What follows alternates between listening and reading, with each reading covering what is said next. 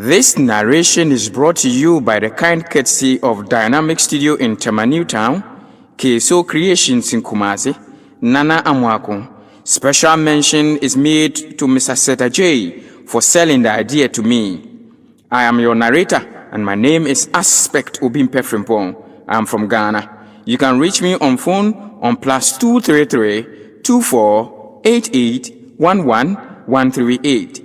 Another audio is on circulation entitled The Value of Life. This current audio is however entitled What If Tomorrow Never Comes? Do enjoy and don't forget to share. We were once like you and you will soon be like us. These are the words written at the entrance of one of the cemeteries in Europe. When you consider the words carefully, it appears as though the dead are communicating with the living who visit the cemetery to either bury a corpse or visit their dead relatives. The subject of death and salvation have been discussed extensively right from the first century. This audio seeks not to address the same problem, but to look at another gaping hole with respect to death. I once chanced on a post on Facebook and I think it's worth sharing. This is what it says. The house where I lived was about to be seized just because I could not pay the rent. I posted my situation on Facebook and WhatsApp looking for help, but all I could get were 2 likes and 0 comments. So I sent 250 messages to my contact list requesting for a loan of 500 Ghana cedis. Unfortunately, only 10 people responded. 6 out of the 10 people said they could not help me, and only 1 out of the 4 who promised to help me gave me some money. The other 3 people gave me no excuse and never took my calls. In the end, I was ejected. I did not have a place to sleep. I walked in the dark looking for options, and unfortunately, a thief stole my empty wallet with my identity card. In his haste to get away from me, he crossed the road without looking. He was badly hit by a car on high speed without his body being identified. Only the wallet containing my identity card served as a marker. The news spread quickly the next day that I had died. 628 people posted on my Facebook wall how they knew me and how kind I was. A committee was formed by my supposed faithful friends who raised 9,000 Ghana cedis to feed people at my funeral. My work colleagues, who never existed while I struggled to pay for my rent, organized themselves and raised 7,500 Ghana cedis for my coffin, tents and chairs. I had to be buried in a coffin worth 6,000 Ghana cedi, but as they hastily bought it, there was a man who sold it to them for 2,500 Ghana cedi, saying it was his contribution. The family met again. It was a rare opportunity for the family to meet again. For my funeral, the family contributed 2,500 Ghana cedis. Everybody wanted to volunteer to show that they were participating.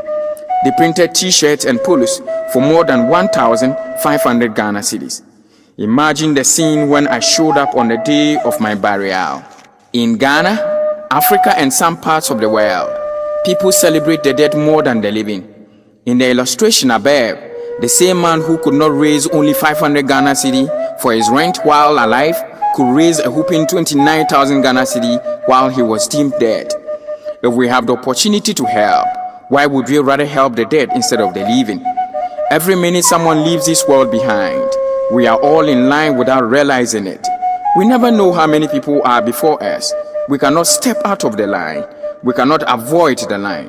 So while we wait in line for us to be served with death, make moments count, make priorities, make time, make your gifts known, make your voice heard, make somebody smile, make the change, make love, make up, make peace, make sure to have no regrets, and above all, make sure you are ready. One African proverb says, the fall of the brown leaf is a reminder to the green ones. This is a letter from a late mother to her son, 3 days after her burial. Dear son, I want to know why I died like a poor woman when I had a son like you. My son, I wanted to bless you before I die, but I have taken my blessings away. My breakfast, lunch and supper were a challenge when I was alive, but you spent money to cook all types of food, meat and different types of drinks on my burial day. Son, you chose to spread and rub my body with costly fragrance when I was using granite oil as my cream. You dressed my corpse with expensive clothes, while my clothes were in shreds and tatters while I was alive. When my corpse was in the morgue, You came to check on me from time to time, yet you came to visit me once a year when I was alive. You care about my corpse more than my living soul. The most painful thing is the kind of expensive casket you put my corpse in when I was living in an uncompleted house. You completed the house, painted and cleared the compound in 1 week just to celebrate my corpse. Now you wrote a tribute to me saying, Mama, I love you so much. Rest in peace when I died with a broken heart. We must appreciate people and invest in them while they breathe and walk the earth. We must not postpone our help till tomorrow. What if tomorrow never comes? This audio is born out of genuine concern for neglect for our family and friends while alive, but will do everything under the sun to lavishly embellish their dead remains while they are gone. I'll finish this with some of the words of Garth Brooks' song entitled, What If Tomorrow Never Comes? Sometimes late at night, I lie awake and watch her sleeping. She's lost in peaceful dreams, so I turn the light out and lay there in the dark. And the thought crosses my mind, if I never wake up in the morning, will she ever doubt the way I feel about her in my heart?